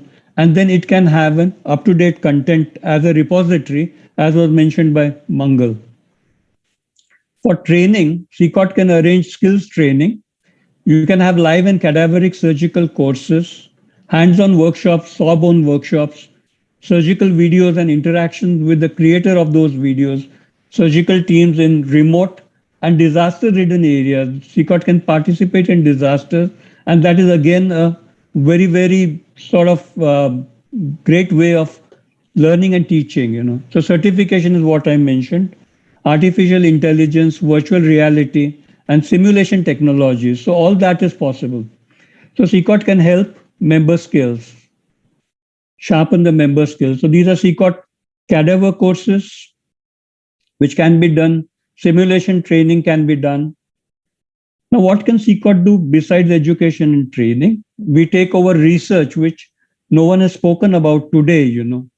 One of the reasons why the underdeveloped countries are not known for their prowess is the lack of research. We're not publishing enough. So SICOT can act as a knowledge creator by promoting research and innovation, by webinars and courses on research methodology, multicentric research, survey research, research grants and applications, and awards, for example, research mentorships and meet the researcher. Innovation is another area which SICOT can promote. Cheaper methods, cheaper technology, innovation for local needs, innovation research, and publications arising out of this innovation research is very, very important to disseminate knowledge. What can SICOT do in terms of infrastructure? Well, SICOT has advocacy and disaster relief committees, and efforts are there for advocacy and disaster relief. And then there are SICOT social channels, organizations which are partnering with SICOT. Example, the World Orthopaedic Concern can really go into the resource-poor countries and actually share infrastructure with them in terms of the equipment, for example. Now, networking is another role for SICOT. What SICOT does is bring members together. It promotes interaction and exchange like is happening now. It arranges for interaction with leaders in the field, fellowships and awards, mentorship, and reverse mentorship, as was mentioned, conferences, inspire members in different ways, example, the Lifetime Achievement Awards, best papers, best research, etc. And SICOT also provides industry interaction. Now, the third question is, what can SICOT do differently? There are many, many organizations and many associations. So how can SICOT do its work differently? So important here is to note that SICOT has a global reach. It can reach grassroots, example through partner organizations like the World Orthopaedic Council. It can help in preparing for disasters and for supply of equipment. So SICOT can help in almost all facets which are important, for developing this particular branch, especially in resource-poor environments. So to conclude, the problem needs to be defined clearly. What is missing? We need to know what is missing. SICOT can help in its different roles, whether education and training, research and innovation, or infrastructural help. SICOT as a global organization is eminently positioned to take limb reconstruction to resource-poor environments. And one suggestion in the ending is for SICOT to have actually within the limb reconstruction section committee, a resource-poor environment committee, which can actually come up with guidelines and which can come up with training modalities and manuals for people from the less resourced areas, and that can go a long way in training, because generally this sort of training does not find itself into textbooks, which are written by the West, which actually have a different type of problem altogether, as was mentioned by Gamal. So thank you very much, and I'll stop sharing here. Thank you so much, Ashok. We can have a discussion if you like on any of these aspects, but we are short of time. I think probably, yes, I think we'll have to forego that the discussion. We are running a little bit behind. And so I'll just quickly explain how the case discussion will run, and then FIRAS will introduce the speakers and we'll start off. And basically the speakers will give you between 2 to 4 minutes the case and what they have done. And then other 3 speakers will give the 2 minutes their view and their logic and how they would have things differently and why they have done differently. So hopefully we should go at least 2 cases, and then I'll finish with a summary of the webinar. Thank you. FIRAS.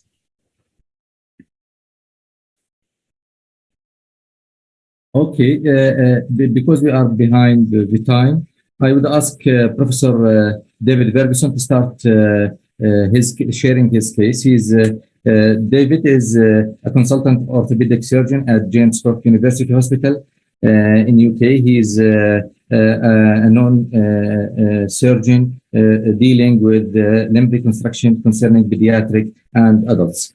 Dear Dave. Sorry. Thank you very much. This is a case highlighting major trauma that presented to my unit at James Cook Hospital in the north of England pre-COVID. So it's regarding a guy who was 78 years old. He was a male with many injuries. He came off his push bike at high speed and he hit a wall. He had a skull fracture, an open 3B tibia fracture, which will be the focus of this case discussion, alongside a femur fracture on the same side that was closed, but unstable thoracic spine fractures and bad chest with flail segments and bilateral scapular fractures and clavicle fractures. So he underwent initial damage control. He went from the emergency department with this open tibia fracture for a washout, and external fixation, but he also had further damage control procedures to his chest to help his ventilation and also to stabilize his spine within the first 24 hours. During this first stage procedure, he became very unwell, to such a degree that he was placed on a ventilator, intubated, ventilated, and eventually had a tracheostomy. And he ended up with inotrope support. He was ventilated on life support machine for a total of 2 months. The significance of this was that our intensivists would not let me touch him until the 2 months was up and he was able to be extubated and transferred back to the wards. So there lies the problem, an open tibia fracture that we had to manage open, essentially, in an intensive care unit with infections. He had an X-fix on that became infected. We had to take that off on the unit. And our British Orthopaedic Association guidelines advise us that we should be trying to treat these injuries for definitive soft tissue closure within 72 hours. But this was not possible because of his health requirements. So he had these wounds after 2 months on his leg. The granulated tissues, but underneath that was a bone that had not healed. And it's at this point, really, that the case discussion really starts as to what we should do about this tibia that's potentially been exposed to infection. It's not aligned. And this is a man who's recovered from all his other injuries so far. So my plan was to take him back to theatre as a joint case with my plastic surgery colleagues and do this as a combined procedure where we would excise out any bad tissue and bone. He'd already lost 2 centimetres of bone at the initial debridement on day 1. And then he lost a further 2 centimetres, which I was unhappy with, unhealthy bone inside, along with some unhealthy skin. And his skin was how we describe it as tissue paper skin, very thin skin that didn't have much give in it. When we were in theatre, one of my initial plans was whether I was going to do some bone transport to make his leg the correct length and restore his alignment at the same time using circular frame. But I changed my mind when I realised that the leg could be aligned and we could get a medullary canal. I elected to put an antibiotic-loaded tibial nail to restore his alignment, promote early rehabilitation. And my plastic surgery colleagues applied an anterolateral thigh flap, which you can see being harvested on the right image. So that's before and after to show the alignment after he'd had his tibial nail with antibiotic coating on.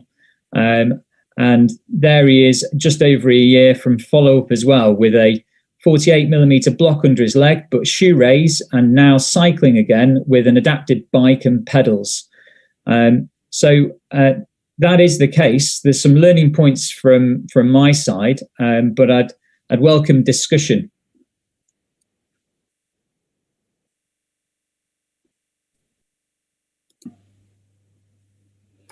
Very great and nice case to present. And we want from the audience or volunteers to talk about if this case took place in India, for example, or in Egypt.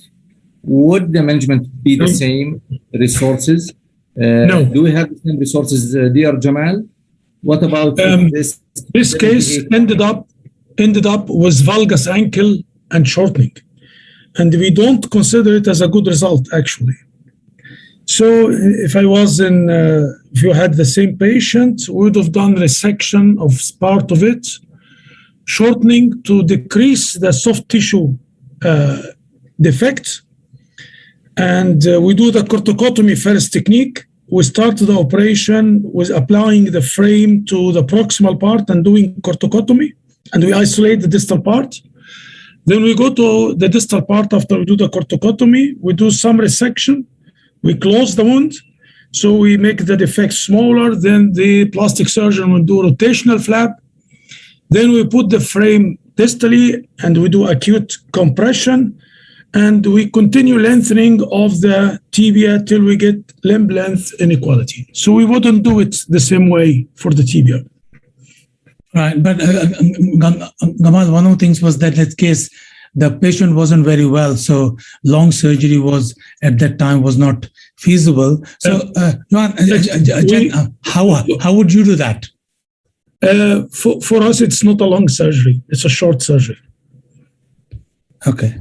It takes perhaps the same time like you do interlocking nail and perhaps shorter. Interlocking nail and rotational flap. And the rotational flap are done by the plastic surgeon who's, he's a professional in doing such things with the presence of the circular fixator.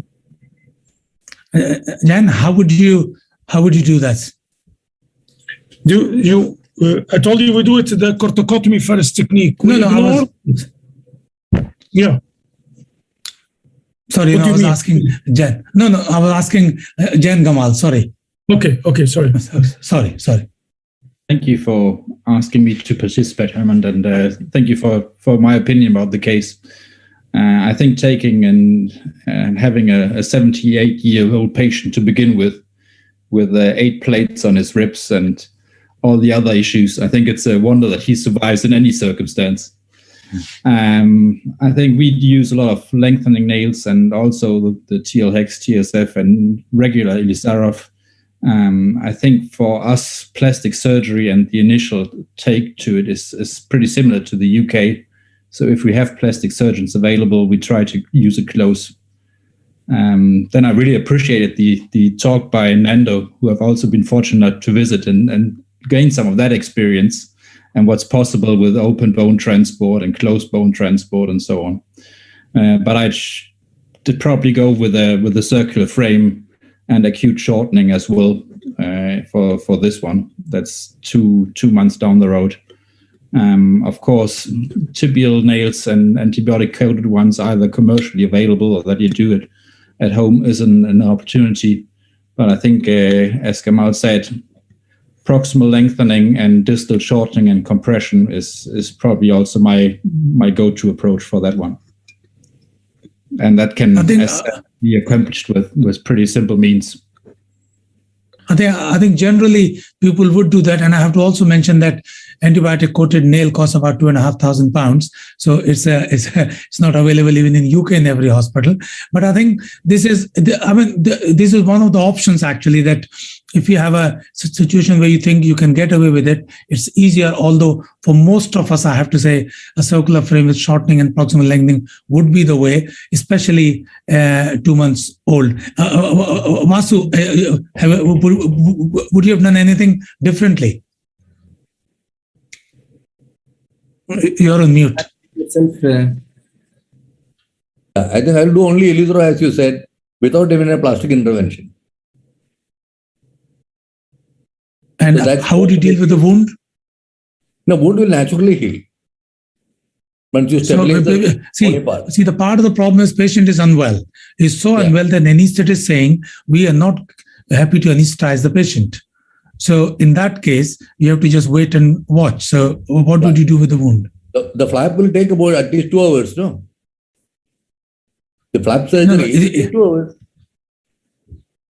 But the anesthetist is not happy. Yeah, the flap surgery in my institution, in the best hands, it takes about all day. It's about 6 hours.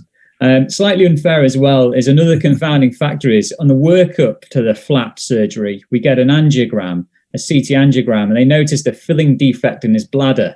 And when they looked at it a bit more closely, they found that it had been there in a previous scan very, very subtly, and he had a bladder cancer. So the day before surgery, I was told he had a bladder cancer, that he was going to undergo some chemotherapy. And so would that change now any of your decisions about whether you're going to try and have regenerate bone, knowing that he's going on chemotherapy? Anyway, that is a good option. It depends upon the type of chemotherapy. You have to ask the oncologist, because we thought before that if the patient is on chemotherapy, you cannot do bone lengthening and the problem with the regenerative, but now it's totally different. With some treatments, there is no problem at all. If you do lengthening, the things have changed in the last few years with the chemotherapy. I think it's a fantastic case to sort of have the variety of options. And I think the situations vary, and sometimes it is when you are at it and I have to say, is the same that a flap in our institution will probably take all day. We start on time, we'll finish about 4 or 5 o'clock. The local flap might take a couple of hours, but all free flaps in our institute will take about 6 to 8 hours. And I think this is very, very remarkable if your plastic can do 2 hours, and some surgeons do it. But I think we have to also look at it in general, that overall condition of the patient as well, which I think is also important. Jan? Yeah, thank you. Just picking the brains of the ones that use Ilizarov in Egypt and India, is there any age limitation for you to consider, like a tibial lengthening with an external fixator? What are the limits? We don't have limits. Why do we have limits? I was just wondering whether you have like an age limit or a set of comorbidities. Even if he is 97, it doesn't make any difference. No, but Gamal, the quality of regenerate as they grow old. I mean, I have noticed that over 60, I'm very hesitant to go any lengthening, and certainly not than a couple of centimeters, because the quality of regenerate takes so long and so poor that the frame is there for a very long time. I've done 84 atherosclerotic vessels and everything, you know, the so-called contraindications, but there was no contraindication. These are hypothetical contraindications. You know, it looks like humeral lengthening when they say don't do humeral lengthening before, because there is a possibility in unstable shoulder, because there's a possibility of dislocated shoulder. But this is hypothetical. Never happened. We didn't see cases with humeral lengthening with dislocated shoulder. It's the same thing. It's the same. It's just hypothetical fear of the problem, but it didn't happen. But Gamal, I think the experience, in your experience, that has worked well. But in generally, my experience and some other people experience that lengthening an elderly, sometimes we leave them short, give them a shoe, they are much happier than having a lengthening and a complex long frame. So I agree with you. If we do lengthening, and after 3 centimeters we have a weak regenerate, we go back and do shortening and so on. So it's not a final decision. So if we say 4 or 5 centimeters and we do corticotomy and have problems, we go back. So okay, fantastic. It's not a final decision. So okay, right. Let's move on to the next case. I don't prefer lengthening beyond 70 years. If at all we do at a very slow speed, like 5 mm a day, 0.5 mm a day. And even then we struggle. Right, Vasu, let's move on to the next case. Do you want to present your case, please? Thank you. Yeah.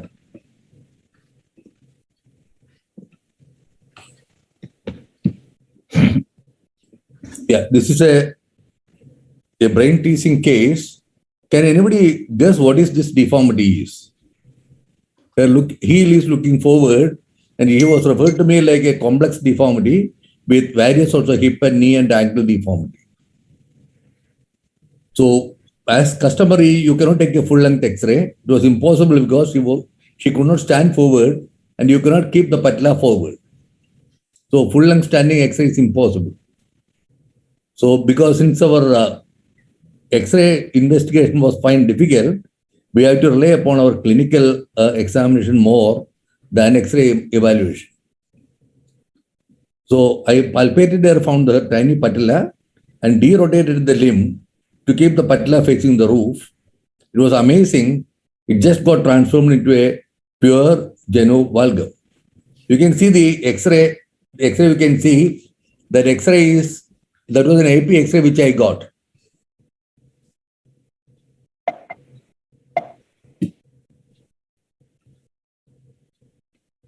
Yeah, this was the X-ray after making the patella pointing the roof. You can see the extreme valgus deformity, distal femur valgus. And her natural comment said she flexed her knee, hip to bring the foot onto the floor. So that was how she was keeping it. And it was an illusion that 180-degree torsion has happened. So I'm not running the video because it takes time. So this was the planning which I did, a proximal axis and distal mechanical axis. It is not meeting anywhere on the bone, far below the ground. So the cora was far below the ground. So I made a middle line, and you can see 65 degrees there and 105 degrees here. So totaling 170 degrees of distal femur valgus. So as we have planned, I need one osteotomy at that level and another osteotomy here. 2 level osteotomies. And here the problem is, it is not been reported such severe genu valgus in the literature or its correction.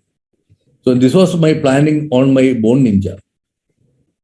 So the expected problem was how to make a pre-assembly for this complex deformity and how to control these 3 fragments, the one fragment, middle fragment, and distal fragment, by a stable frame. and how to place hinges and how to place distractor here, because you cannot keep distractors here. So there is no space for anything. And she was probably having IT band tightness. How to release it? I cannot even put a hand in between here. There's no space. So vastus lateralis contractures and chances of peroneal nerve palsy, I could not release the peroneal nerve there. And I don't know what is going to happen to vascular problems. And how to do the reference wire in the femur. You cannot put a reference wire. And how to do osteotomy from medial side, not from lateral side. I cannot do, commonly we do osteotomy from lateral side. Here I have to do the osteotomy from medial side. And almost all pins have to be on the medial side. So all these were the problems.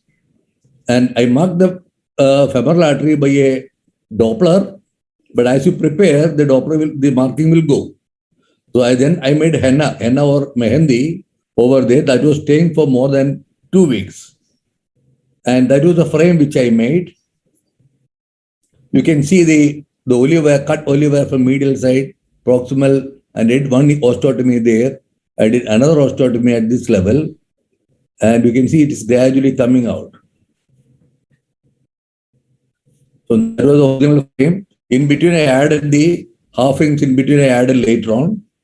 So it has become straight. From the before and after. So this was how she was walking. This is, now she is walking like this. And this is after 6 weeks of removal of the frame. It took 11 months for correction. So take home message is, so nothing is impossible. Even if it looks very crooked deformity, you can still correct it. You can get good mechanical access. You don't have to just improve it. We can make a perfect mechanical access correction. Have a strong basic knowledge about the stable frame. We must have good clinical skills, proper evaluation, imagination, and planning. And most important thing is willpower and courage, and know our tools. And always see it with your brain and not with our eyes. Thank you. Thank you so much, Vasu. That was a cracking case. Jan, any comments? Yeah, it's just a true of what the magic of Bilizarov can do, right? So it's just one case I've seen similar in Knut Christensen's hands, who has also been to Kurgan and has been my teacher in Aalborg. And like having those really severe deformities, of course, there's no room for a nail. And mapping out the structures of risk, I think, was really intelligently done. I don't have access to henna.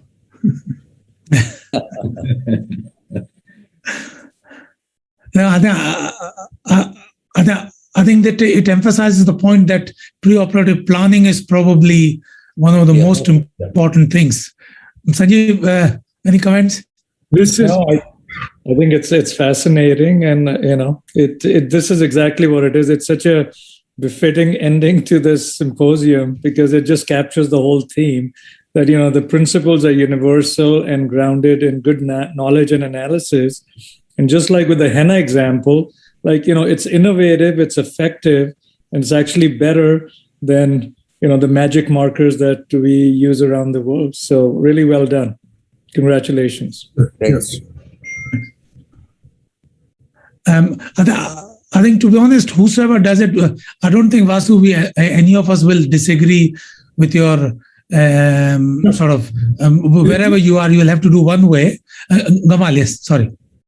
This case represented the limited value of the measurements we do on the X-rays of the appraisal of some deformities. Remember that we created the apex of the deformity, the cora, the mechanical axis. Those are our measurements. This case is exactly the same like neglected cases with osteogenesis imperfecta. And it's not C-shaped deformity, it's half a circle or more C-shaped deformity. And if you want to correct it, you have to do 5 osteotomies or 6 osteotomies because you have too many coras or apices, which is impossible from the clinical point of view. it was also impossible for my friend to do the mechanical axis or something like this. And he represented the way you can, in severe deformities, do clinical judgment. And he did clinical judgments. You don't have to do your osteotomy in the core or something like this. And sometimes, especially of the hardware problems, sometimes you do one osteotomy or two osteotomy. You need 3 or 4, but you have 2. And at the end, you have better clinical access, better clinical results, and forget about perfect mechanical access and these expressions, because it won't work in such a case. Excellent case, definitely. Yes. No, definitely. I think Gamal, you're right. I think we should not be sort of focused only on the numbers. I think clinical evaluation, getting the deformity from patient's point of view, the angle is 80 or 90, doesn't make a difference as long as the leg is straight, they can walk. I think numbers are useful in terms of for a measurement and for planning, but we have to also consider, as you rightly pointed out, that numbers are not the only thing. It is a combination of things that we should aim at, and I think the patient's function and the alignment is the most important. So on that note, I want to just quickly summarize. Sorry. Let me add one just point. Sorry, Firaz, I wasn't ignoring. My apologies. No. Sorry. The new technology of 3D printing sometimes helps in sophisticated and complex deformities. And I think in the future, 3D printing of a complex deformities will solve many problems and make planning very easy. And we start doing that in a few cases of complex deformities. This is a note for everybody. I know most of you is aware of that. Thank you so much, Firaz. Thank you so much. Is there, I'm sorry, my apology, I should have asked. Are there any other comments before I just summarize in a couple of minutes? Thank you.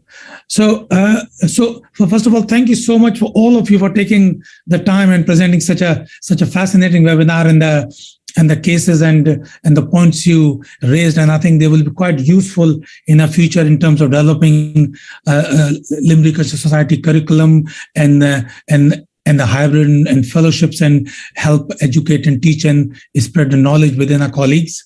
We started with Gamal, who pointed out that how big is the problem, and is that the complications and the congenital deformities seem much higher in the resource-limited environments, and the number of things he pointed out on that. And he's quite clearly emphasized that it is, you can't just follow numbers and a one way of treatment. You need to have a variety and an open way of looking at these things. And he also pointed out that you don't need expensive gadgets, which we use all the time, and you can have simple tools, inexpensive methods, and can get equally good results. And there is a paradigm shift in the management of these injuries, particularly post-traumatic and congenital deformities. Mangal, who's been using this number of tools over the years and helping people out, he pointed out that the social media and instant messaging is not going anywhere. We better get used to it, and same as the web-based discussions and videos. And he pointed out the importance of the face-to-face as well. But I think it will be the hybrid model, getting the best of both would be the way forward. And he said that not everybody is comfortable with the virtual meeting, but they will continue. So it complements face to face. And I think what we need to do is get used to the idea that it'll be the combination of ways we do our meetings and spread the education. Then Durai pointed out that there's a lot of freeware which is available, and some he gave an example of GIMP, but there are others freeware available as well, and it can help us all plan, and it will help us in a very expensive way treat our patients. And although it requires a learning curve, but these are quite flexible applications, and which will hugely help our patients. Sanjeev then pointed out that through his work and his experience that we can learn a lot of lessons from the low-income countries. They have a lot of experience in these complex cases, and I think with the remote learning possibilities, and also he pointed out that the solutions which are available in the low-income countries are equally applicable, and HIC with perfectly good results. It's just the way of application of the principles and learning from each other with an open mind. And the societies like POSNA and other societies can be instrumental when we can in developing the bidirectional learning opportunities. Nando pointed out that he has a lot of fellows, and he said that condensed training and learning with the high volume cases would be quite useful, and you can look at the same problem in a different way, have different solutions for the same problems, and we can have algorithms based on our skills and opportunities, and our resources, and they can work equally well. And part of networking, learning from each other, and interaction is a very important part of fellowships and mentoring, I think, and that should be encouraged and constantly improved. Ashok Johari pointed out that how SICOT is helping as a facilitator and a broker in a number of ways, and is working to customize knowledge for the individually as they need it, when they need it, 24/7. There are a number of things SICOT is doing. They have good infrastructure, and with collaboration, they're in the right position to develop and disseminate education and information. And I think Limb Reconstruction Committee is quite poised to it. We have a number of discussions, and hopefully in time we'll be able to deliver a lot of education, especially in limb reconstruction, where there are no textbooks, and the knowledge transfer would be very critical. So thank you so much, everyone, for giving the valuable time. I enjoyed it. It's a fantastic webinar, and thank you so much. Sufyan, you want to show a couple of slides before we go off?